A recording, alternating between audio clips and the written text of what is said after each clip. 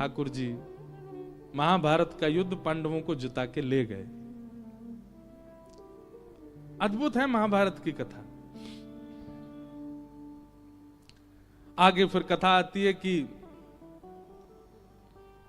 दुर्योधन तो हार गया, गिर गया, पर अभी भी जीतने की इच्छा उसके चित्त में थी। तो उसने अश्वत्थामा गुरुपुत्र को आज्ञा की कि जाओ सोते हुए पांडवों को मार दो, हमें कैसे भी जीत चाहिए। और अश्वत्थामा मारने के लिए गया तो भगवान पांचों को लेकर के कहीं और चले गए। अंधेरे के कारण द्रौपदी के 5 पुत्र मार दिए अश्वत्थामा ने। नियम का अतिक्रमण करना किसी वस्तु की प्राप्ति के लिए ये सदैव नाशकारी होता। आप यदि किसी नियम का अतिक्रमण करके किसी उपलब्धि को प्राप्त करने के लिए जा रहे हैं, बहुत दिन तक उपलब्धि आपके पास रह नहीं पाएगी। नियम का, व्यवस्था का अतिक्रमण, उसका उल्लंघन करके उपलब्धि प्राप्त करना मिल तो जाएगी, पर बहुत दिन तक आपको प्रसन्न नहीं रख पाएगी। इसलिए जो नियम, दायरे और बने हुए हैं व्यवस्था, उसमें ही रह करके जितना हो सके उस क्रिया का पालन करना चाहिए। उससे मिलने वाली उपलब्धि ज्यादा श्रेष्ठ है, श्रेयस्कर है। अश्वत्थामा ने नियम का उल्लंघन किया। जहां सूर्यास्त होते ही, शत्रु भी मित्र के जैसे होते हैं, वहां सूर्यास्त होते ही वो फिर भी तलवार लेकर के गया 5 पांडवों को मारने के लिए। भगवान 5 को लेकर कहीं और चले गए थे। सोते हुए 5 पुत्र द्रौपदी के थे, उनको मार दिया। प्रातःकाल होते ही जैसे ही रक्त की धार बह चली, द्रौपदी ने देखा, रोने लगी द्रुपद सुता, उसके पुत्रों को मार दिया। महाभारत में पहले कर्ण का प्रसंग पढ़िएगा, फिर कुंती का प्रसंग पढ़िएगा, फिर कृष्ण का प्रसंग पढ़िएगा, और जब इन तीनों की पूर्णता हो जाए ना, तब द्रौपदी का प्रसंग पढ़िएगा। एक से एक अद्भुत महाभारत के ये सब पात्र हैं जो आपके जीवन को एक राह दिखाने लायक है। हम ना जाने क्या क्या पढ़ने लग गए हैं आजकल बच्चे, कुछ भी पढ़ते हैं। पढ़ना है तो इनको पढ़िए, इनसे सीखिए। द्रौपदी, द्रौपदी का दूसरा नाम क्या है? कृष्णा। क्या नाम है? कृष्णा। भगवान ने अपना नाम द्रौपदी को दिया है।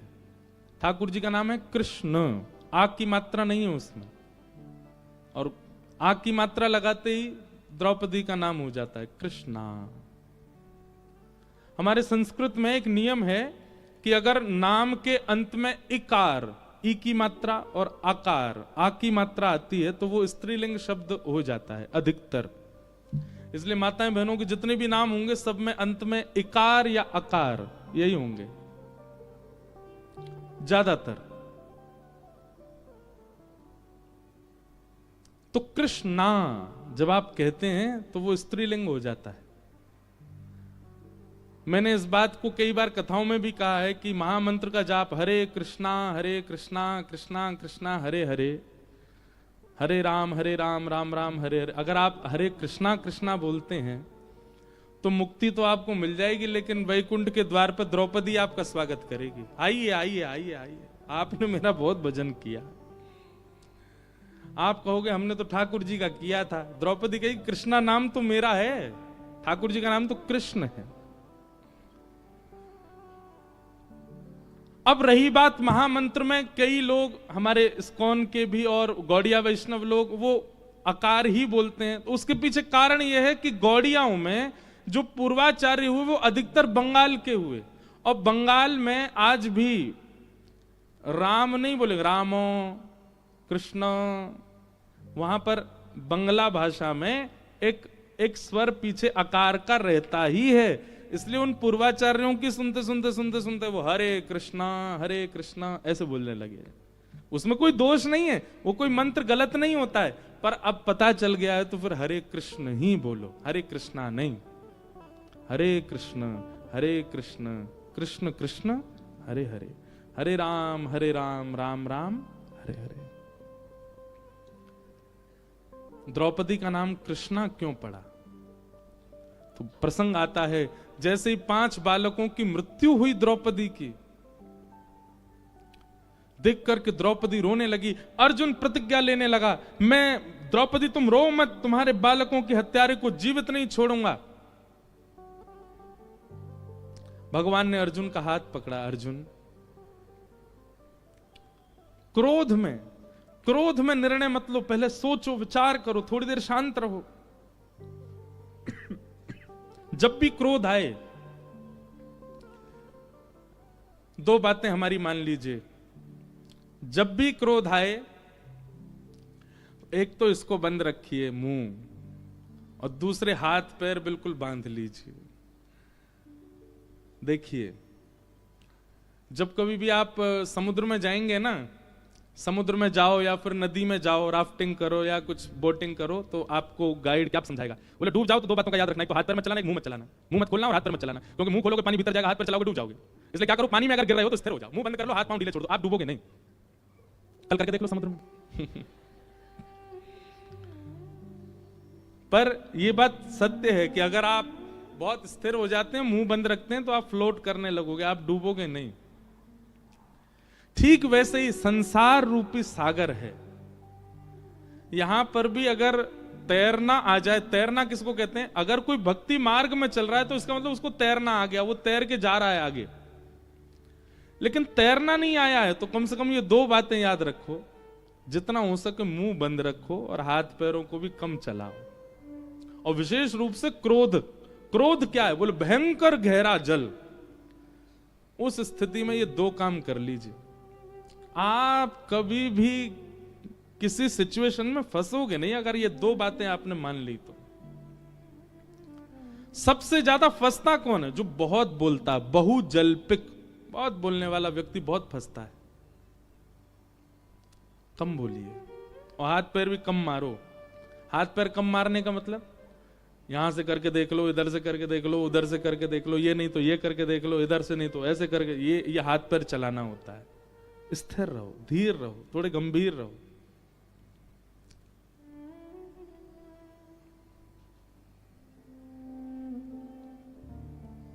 भगवान ने अर्जुन का हाथ पकड़ा, अर्जुन क्रोध में बोलो नहीं। अर्जुन ने भगवान का हाथ छिड़क दिया, बोले आप हतो केशव, 5 बालकों को मार दिया द्रौपदी के, और आप कह रहे मैं शांत रहूं? मैं प्रतिज्ञा लेता हूं, जिसने भी मारा है मैं उसको जीवित नहीं छोड़ूंगा। ठाकुर जी बोले कोई बात नहीं, अब तुम यही करना जो तुमने कहा है, जिसने भी मारा उसको जीवित मत छोड़ना। और निकल पड़े ढूंढने किसने किया ये कृत्य, और खोजबीन करके पता चल गया कि अश्वत्थामा, द्रोण पुत्र अश्वत्थामा ने किया है। अश्वत्थामा के हाथ बांध दिए, पैर बांध दिए, उसको लेकर के आए, भरी सभा के बीच में उसको बैठा दिया। द्रौपदी से कहा देख लो अपने बालकों के हत्यारे को, और तुम आज्ञा करो, जैसे कहोगे वैसे मारूंगा इसको। तो भागवत जी में वर्णन आता है कि तथा हतम पशुवत् पाशबद्ध मवाङ्मुखं कर्मजुगुप्सितेन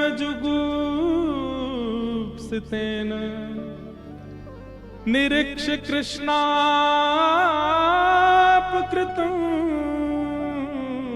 गुरुसुतं वामस्वभावा कृपयाननाम च। हाथ बंधे हैं, पैर बंधे हैं, मुख बंधा है, और घसीट के लाया गया तो सारा अंग उसका छिला है। ये देख करके 5 बालकों की मां जिनकी हत्या हो गई थी, उन मृतक बालकों की मां द्रौपदी के चित्त में करुणा आ गई, दया आ गई। ये नहीं हो सकता। हमारे बालक को कोई पीट के चला गया और उसको देख के हमको दया आवे, ये नहीं हो सकता। यहां तो जान से मार दिए 5 बालक, और उस हत्यारे को देख करके द्रौपदी के चित्त में दया आ गई। जैसे ही दया प्रकट हुई द्रौपदी के, नेत्र सजल हुए, भगवान ने तुरंत नामकरण कर दिया द्रौपदी का। बोले ये द्रौपदी नहीं, ये कृष्णा है, मैं कृष्ण, मेरी बहन कृष्णा। अवगुण नहीं देखा इसने उसका दोष प्रधान नहीं रखा। दोष प्रधान रखती तो क्रोध करती, पर नहीं, ये करुणा कर रही है, ये दया कर रही है।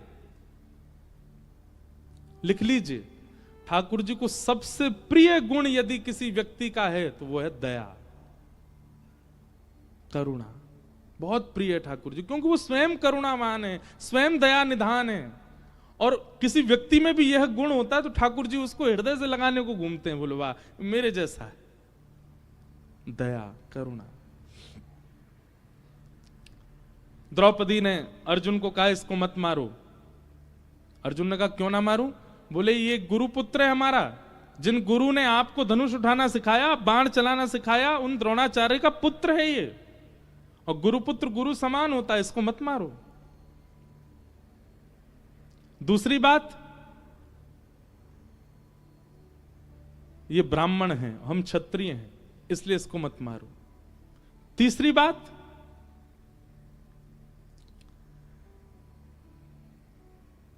इनकी माताजी पहले ही विधवा हो चुकी हैं, उनके पति नहीं है, और ये इकलौता पुत्र है उनका। इसको मारने से इनकी माताजी बिल्कुल अकेली पड़ जाएंगी, इसलिए इसको मत मारो। पांचवी बात, पुत्र की मृत्यु का विरह वेदना मां को कितनी होती है ये मैं जानती हूं अर्जुन, मेरे पुत्र मरे हैं। और पुत्र के मरने पर मां को ऐसा लगता है जैसे मानो 1000 बिच्छू एक साथ डस रहे हों। मैं नहीं चाहती जो पीड़ा मुझे हो रही है वो किसी और मां को भी हो, इसलिए इसको मत मारो।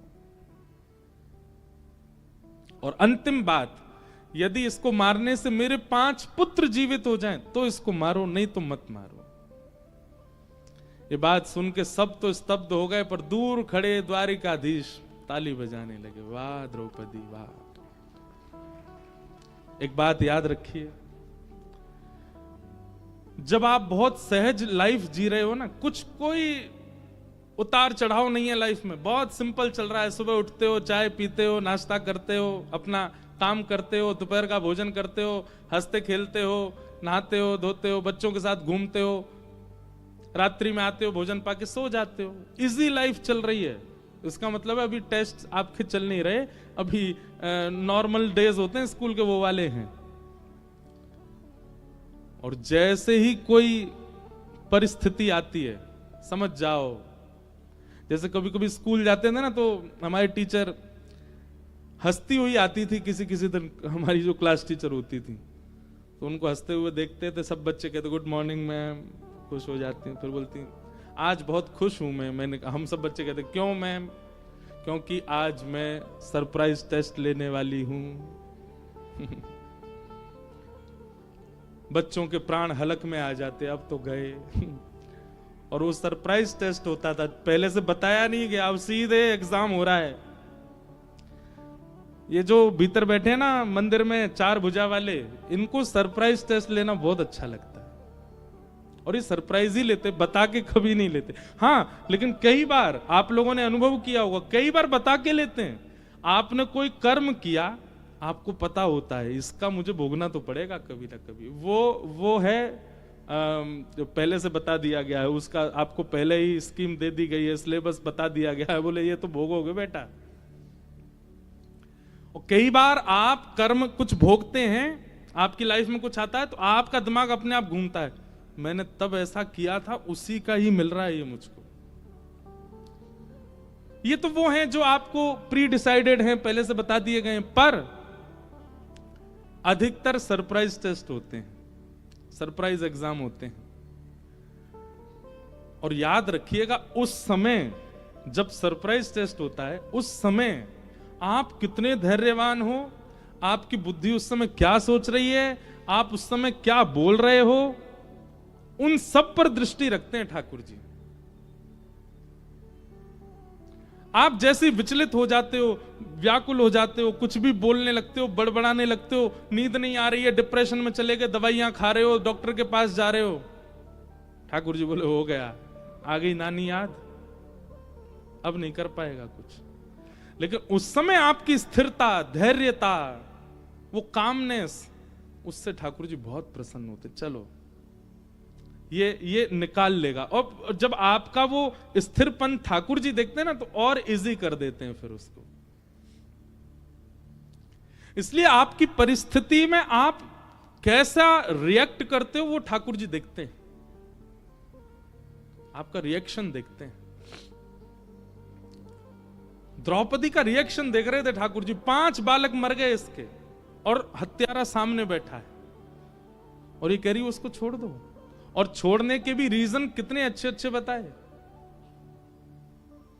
भगवान ने ताली बजाई, नाम दे दिया, बोले इसका नाम द्रौपदी नहीं, कृष्णा है इसका नाम। भगवान ने तो ताली बजाई, अर्जुन फंस गया। अर्जुन बोला द्रौपदी तुम दया कर रही हो, मैं तो इसको नहीं छोड़ूंगा। तुरंत भगवान बोले अर्जुन, मां जब तक आज्ञा नहीं देगी तब तक उसके बालकों के हत्यारे को सजा नहीं मिलेगी। इसलिए द्रौपदी की आज्ञा नहीं है, इसलिए तुम उसकी आज्ञा का पालन करो। वो नहीं मारना तो नहीं मारना। अर्जुन ने अपने तलवार नीचे रख दी। तभी भगवान बोले अरे तुमने तलवार क्यों रख दी? अर्जुन बोले आप ही तो बोले मां की। बोले वो तो ठीक है, पर दूसरी बात भी तो सुनो। बोले क्या? तुमने तो प्रतिज्ञा ली थी कि बालकों के हत्यारा जो भी होगा उसको जीवित नहीं छोड़ोगे। अगर क्षत्रिय यदि प्रतिज्ञा का पालन ना करे तो उसको 2000 वर्ष के लिए प्रेत बनना पड़ता है। अपनी प्रतिज्ञा तोड़ोगे? मैंने तुम्हारा हाथ पकड़ा था कि क्रोध में मत कहो, तुमने मेरा हाथ छड़का दिया, तब बोल रहे थे कि बालकों के हत्यारे को जीवित नहीं छोड़ूं। अपनी प्रतिज्ञा पूरी करो। अर्जुन ने तलवार उठाई, बोले हाँ प्रतिज्ञा तो पूरी करूंगा। तुरंत भगवान बोले अच्छा अर्जुन, एक बार बड़े भैया से आज्ञा लो। बड़े भैया सामने खड़े, तुम अपना काम करो, बड़े भैया से तो पूछो। हाँ युधिष्ठिर जी आप बताइए, आप क्या कहना चाहते हैं? युधिष्ठिर जी बोले मैं द्रौपदी के पक्ष में हूं, इसको नहीं मारना चाहिए। भगवान बोले बड़े भैया की बात मानो अर्जुन। अर्जुन ने तलवार छोड़ दी। भगवान बोले बड़े भैया केवल युधिष्ठिर है, भीम भी तो है, उससे पूछो। भीम से पूछा, बोले आप बताओ। भीम बोले तू छोड़ इसको, मैं मारता हूं। भगवान बोले छोटे दोनों बड़े भैया की बात मानो। नकुल सहदेव से पूछा। नकुल सहदेव बोले हम भी द्रौपदी के पक्ष में हैं।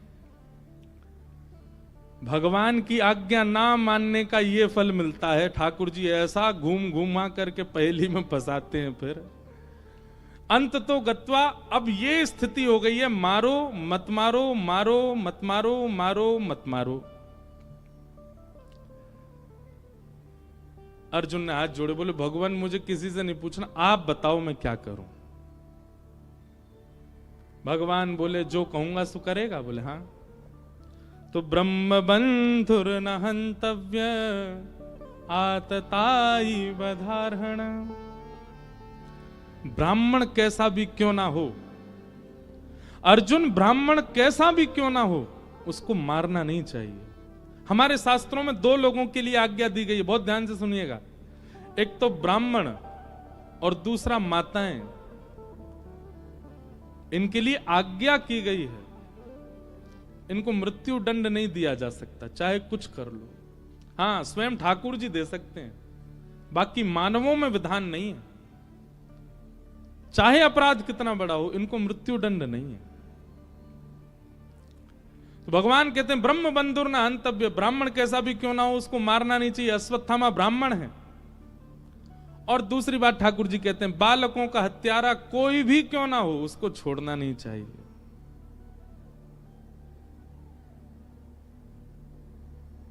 अर्जुन मैंने शास्त्र सम्मत बात कही है, बालकों का हत्यारा भी है ये और ब्राह्मण भी है। अब तुम सोचो क्या करना है। अर्जुन बोला मुझे चक्कर आ रहे हैं, मैं पागल था आधा पहले, अब पूरा हो जाऊंगा। ये कैसा निर्णय है आपका? एक की मानो दूसरे की मानो, अपनी प्रतिज्ञा करो, ये करो वो करो। आपसे पूछा तो आपने और ज्यादा मेरे को असमंजस में डाल दिया।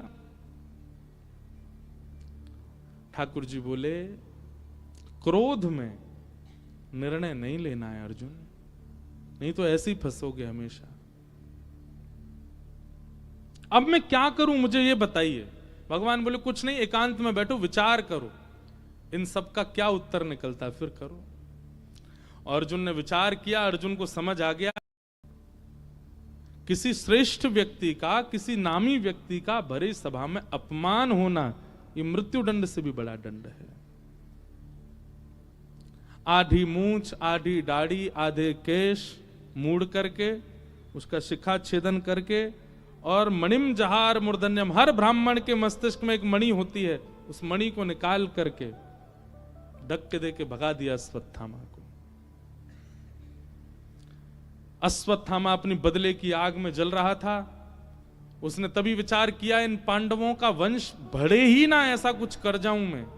तभी उसने विचार किया कि अर्जुन का पुत्र अभिमन्यु जब मारा गया था महाभारत में, तो उसकी पत्नी गर्भवती थी, और उत्तरा के गर्भस्थ शिशु को मारने के लिए अश्वत्थामा ने ब्रह्मास्त्र छोड़ दिया। जैसे ही ब्रह्मास्त्र छोड़ा, अब यहां पांडवों में स्थिति क्या थी? भगवान सब पांडवों से बोले भैया देखो महाभारत युद्ध हो गया, सब काम हो गए, अब तुम लोग प्रेम से हस्तिनापुर संभालो, मैं वापस द्वारिका जा रहा हूं। जैसे ही भगवान द्वारिका जाने के लिए रथ में बैठे, उसी समय अश्वत्थामा ने ब्रह्मास्त्र छोड़ा उत्तरा के बालक को मारने के लिए, जो कि अभी गर्भ में है, 1 महीने का बालक है। उत्तरा को जैसे ही ब्रह्मास्त्र दिखा, किसी के पास नहीं गई, सीधे द्वारिकाधीश के श्री चरणों में दौड़ी है। हे नाथ, पाहि पाहि महायोगिन देव देव जगतपते, नान्यम तद्भयम पश्ये यत्र मृत्यु परस्परम। द्वारिकाधीश रथ में बैठ रहे थे द्वारिका आने के लिए, तभी दौड़ी दौड़ी उत्तरा गई, चरणों में गिर गई, नाथ मुझे कुछ भी हो जाए, मेरे बालक को बचा लीजिए बस आप।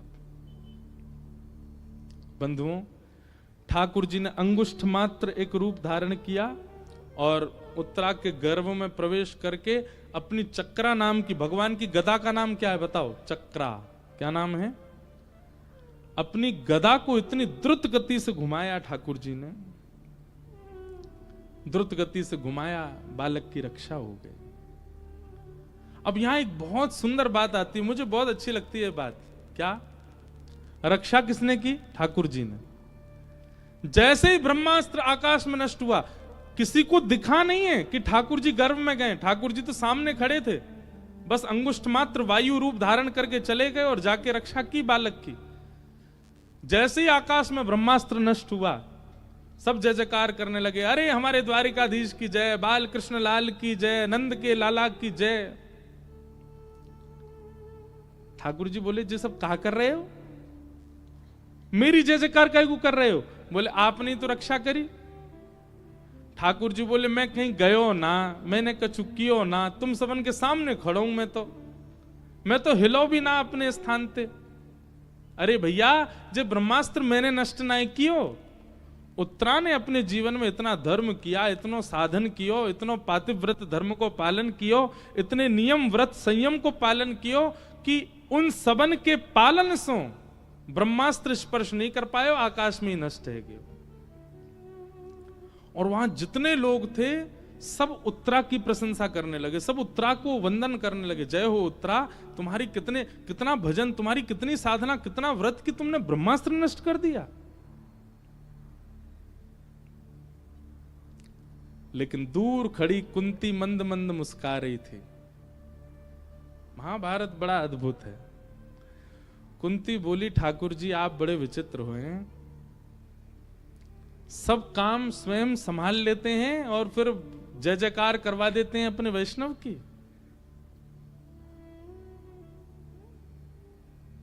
मुझे लगता है कि मैंने कथा सुनाई और आप सुनकर के अपने संशयों से मुक्त हो गए, तो ये मेरी बहुत बड़ी मूर्खता है। आपके संशय का समाधान व्यक्ति नहीं कर सकता,